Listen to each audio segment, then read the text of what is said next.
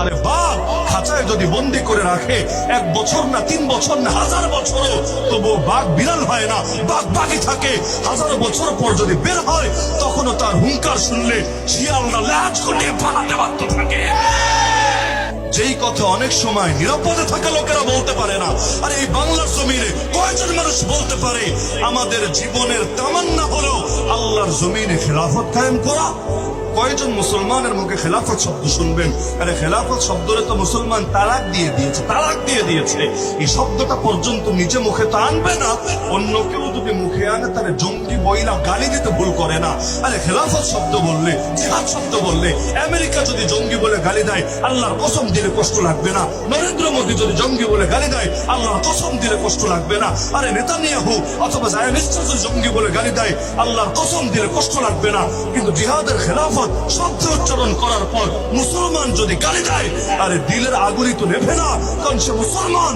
দরকার ছিল সে আমার সহযোগী হবে, কিন্তু ভাই যখন ভাইয়ের দুশ্মনে পরিণত হয় তাদেরকে দমাতে আর কি লাগে? কত বড় দুঃখের বিষয়, নিরাপদ থাকা মানুষগুলোর মুখ দিয়ে খেলাফত শব্দ আসে না।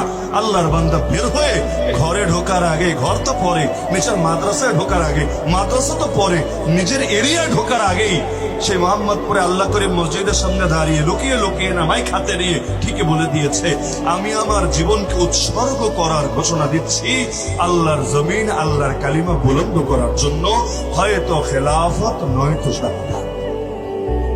আল্লাহ নবীর স্লোগান ছিল এটা। হুবহু ভাষ্য মানে বাংলা শব্দটা এক না, কিন্তু আল্লাহ নবীর কথার খোলাসা, এই কথার খোলাসা এক। মক্কায় নবীকে যখন অফার দেওয়া হচ্ছিল, আবু তালেব তোমার ভাতিজারে বোঝাও কি চায়।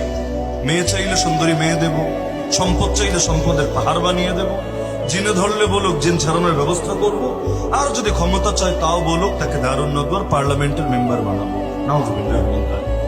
আল্লাহ নবী স্পষ্ট বললেন, ফাওয়াল্লাহি, আল্লাহর কসম করে বলছি, লাউ ওয়াদাউ আশ-শামসা ফি ইয়ামিনি ওয়াল কামারা ফি ইয়াসারি আলা আন আতরুকা হাযাল আমরা মা তারাকতুহু হাত্তা ইউযহিরাহু আল্লাহ আও আহলিকা দুনাহু।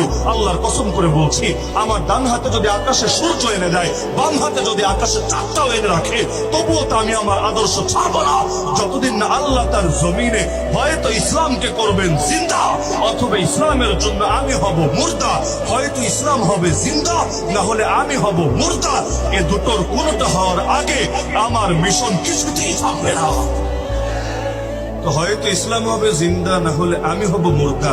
এটাই তো হয়তো শরিয়াত নয়তো শাহাদাত, হয়তো খেলাফত নয়তো শাহাদাত।